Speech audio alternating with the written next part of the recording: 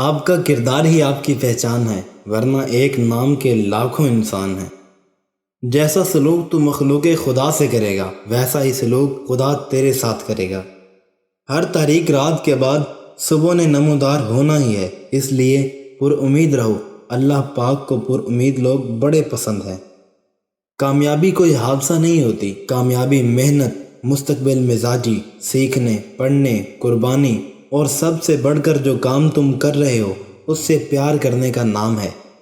کسی اور کی نقل کرتے ہوئے کامیاب ہونے سے بہتر ہے آپ اپنے آئیڈیا پر عمل کرتے ہوئے فیل ہو جائیں۔ غلام قوم کے معیار بھی عجیب ہوتے ہیں، شریف کو بے وقوف، مکار کو چلاک، قاتل کو بہادر اور مالدار کو بڑا آدمی سمجھتے ہیں۔ بہترین بدلہ یہ ہے کہ تم انہیں اور زیادہ کامیاب ہو کر دکھاؤ۔ مشکلات کا پتھر تراشنے کے بعد جو ہیرا نکلتا ہے وہ کامیابی ہے۔ انسان سے محبت وہی کر سکتا ہے جس پر خدا مہربان ہو۔ ان لوگوں کے لیے کامیاب ہوں جو تمہیں ناکام دیکھنا چاہتے ہیں۔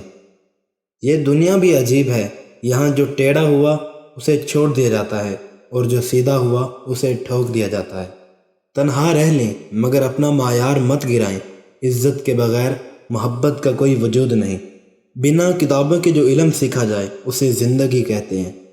کسی کی یاد میں جاگنے والا کبھی بدقسمت نہیں ہو سکتا، کسی کے درد میں رونے والا دنیا کے ہزار غموں سے آزاد ہو جاتا ہے۔ عبادت وہاں نہیں پہنچاتی جہاں غم پہنچاتا ہے۔ ساری لذت راستے کی ہے، منزل کی نہیں۔ تو نفس کی تمنا کرنے میں مصروف ہے اور وہ تجھے برباد کرنے میں۔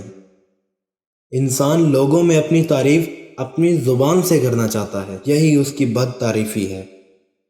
جس نے کبھی غلطی نہیں کی اس نے کبھی کوئی نئی بات تلاش نہیں کی۔